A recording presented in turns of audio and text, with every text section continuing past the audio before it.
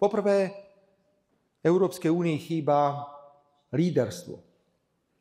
Keď pred pár rokmi bola v Európskej únii Merkelová alebo Sarkozy, tak to fungovalo tak, že sa nám to moc nepáčilo, lebo sme často čakali na stretnutie Merkelovej a Sarkozyho, že na čom sa dohodnú a potom v podstate oznámili výsledok samotného stretnutia.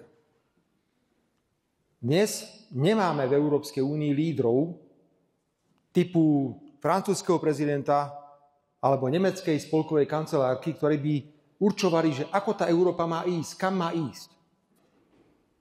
Druhý veľký problém, ktorý máme v Európskej únii, je to, že absolútne nerešpektujeme iné názory. Absolútne. Ak niečo poviete iné, presne ako v denníku SME alebo v denníku N, koniec.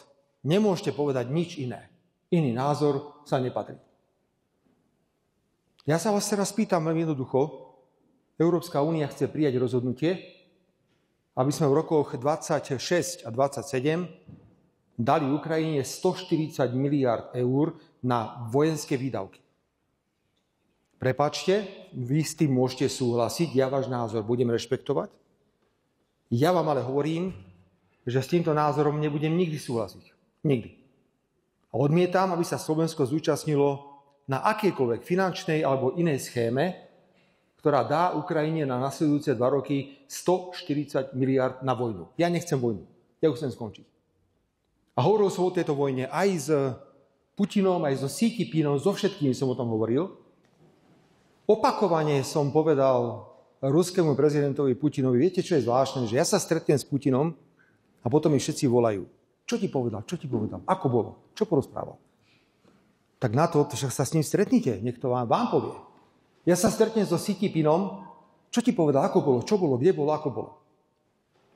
Všetkých nabádam na jednu vec a nabádal som tu aj v decembri, keď som tam bol naposledy, alebo teda bol som aj samozrejme v máji na oslavách oslobodenia.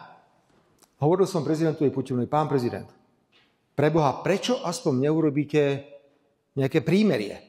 Na chvíľku, zastavte tie vojny, zastavte to vzájomné zabíjanie. Toto nechce ani Zelenský a toto nechce ani Putin. Čiže vinu kladiem obidvom rovnako, lebo som so Zelenským rovnako hovoril. Všade, kde chodíme, rozprávame, že toto je zabíjanie Slovanov a najväčším nešťastníkom z tejto vojny bude Ukrajina. Ukrajina bola použitá ako nástroj, mysliaci, že Rusko bude položené na kolená v tejto vojne, ale to tak nie je. Pozerajte sa, v akom stave je naozaj ruská ekonomika, ani zďaleka nie je taká mladý muž, ako si myslíte.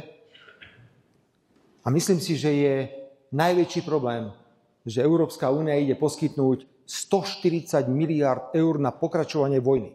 Viete, koľko mladých bude pozabíjaných? Však keď ste takí hrdinová v tých čiernych tričkách a tak strašne ste za tú vojnu, tak choďte. Choďte, počkajte, budete mať slovo, vydržte. Nebojte sa, ja vám neujdem. Ja neutekám, ani pred kredom, ani pred nikým iným. Ja som tu, dobre? No, strngajte, jak v novembri. Takže ešte raz. Mladý muž, choďte a postavte sa a choďte normálne. Tak, to je ono. Choďte bojovať na Ukrajinu, nech sa páči. Budeme radi. No, toto je presne to, o čom ja stále hovorím, že keď je iný názor, čo to, nefunguje to? Funguje to. Iný názor je nerešpektovaný. Iný názor. Máte to všetko nahraté poriadne? Dobre. Čiže študenti odišli po tom, čo som povedal, že keď chcete ísť bojovať, tak choďte. Zoberte si samopaly a choďte sa tam zabíjať s Rusmi. Ja to absolútne principiálne odmietam. Dokončím ešte vašu otázku, ktorú ste postavili. Pán kolega, oni nie sú schopní sa stretnúť. Rozumiete? Oni nie sú schopní, ani Putin so Zelenským, nie sú schopní ani sa len ruky podať. Bohužiaľ, nevedia. A preto si myslím, že rozhodnutie komisie alebo Európskej únie, že ideme teraz dať 140 miliárd eur, znamená ďalšie a ďalšie pokračovanie vojny na Ukrajine. Mne to je veľmi ľúto. Mne to je veľmi ľúto, pretože toto je cesta do pekla. A k tej Venezuele, ku Kolumbii a ďalším veciam. Ja som mal možnosť zatiaľ iba 2-krát telefonicky hovoriť s prezidentom Trumpom, keď som mu blahoželal k zvoleniu, a potom ešte raz sme spolu telefonovali. A A my teraz čakáme na potvrdenie, že bude stretnutie kvôli podpisu tej medzivládnej dohody ohľadne jadrového reaktoru v Jaslovských Bohuniciach. Trump priniesol, pán kolega, do politiky prvky, ktoré tu nikdy neboli. A to sú prvky, ja ich nazývam, že biznisové prvky v politike. On je obchodník. On nemá problém povedať, že túto vojnu zastavíme, ale za to chcem dohodu o nerastných surovinách. Túto vojnu zastavím, ale chcem niečo iné. Je to vzácne, že tieto prvky prišli do politiky. Na druhej strane je veľmi nepredvídateľný. My nevieme, čo urobí zajtra, čo urobí pozajtra. Preto my len sledujeme, čo sa deje okolo toho boja s drogovými dealermi v Latinskej Amerike. A možno budete veriť, možno nie. Ja som mal byť minulý týždeň v Brazílii, v Venezuele a mali sme byť v Paname. To bola veľká cesta organizovaná kvôli životnému prostrediu. Ale mnohé krajiny to odriekli práve kvôli bezpečnostnej situácii, že nikto nevie, že idete na loďke a vás trafí raketa, lebo niekto má pocit, že tam veziete drogy.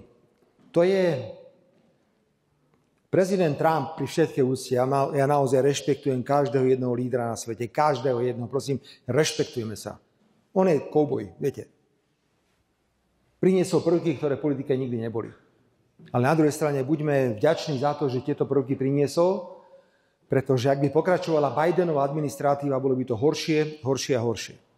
Je mi ľúto, že nemá väčší vplyv na tú vojnu na Ukrajine. Že nemá. On pochopil, pamätáte si jeho výroky, že keď budem prezident, do 24 hodín bude po vojne. Keby som ja bol prezident, nikdy táto vojna nie je. Trump je už skoro rok prezidentom a vojna stále je. Lebo má úplne iné príčiny a dôvody, ako si možno prečítame v nejakých denníkoch alebo v nejakých médiách. Pán kolega, ja to vidím a bohužiaľ ten príbeh ide z Európskej únie. 100-krát som viedol hádku pred všetkými premiérmi na tému ukrajinskej vojny. A povedal som, že vy viete, kolegyne, kolegovia, pýtam sa premiérov, čo sa dialo v roku 2014 v Odese? Ja chápem, že tieto zdroje nemáte. Mladí priatelia, počúvajte. To bolo masívne vyvražďovanie proruských občanov. Nikdy nebudem súhlasiť so 140 miliardami na Ukrajinu. Nebudem, lebo to sú 2 roky zabíjania. Ďalšie 2 roky zabíjania. Nestrelajte po mne. Ďakujem. Prepáčte, to bol žart. Takže zachovajte si, prosím, osobnú statočnosť. Netušili. Niekto im porozprával, dajte si čierne trička a dojdete na prednášku, lebo urobíme bordel. Aký bordel urobil? Čo urobil? Nič. Ukázali, že nie sú pripravení zdieľať iný názor. To je jediné, čo tu ukázali na dnešnom stretnutí. Don't miss out on our latest international news coverage. Subscribe to Meridian for updates.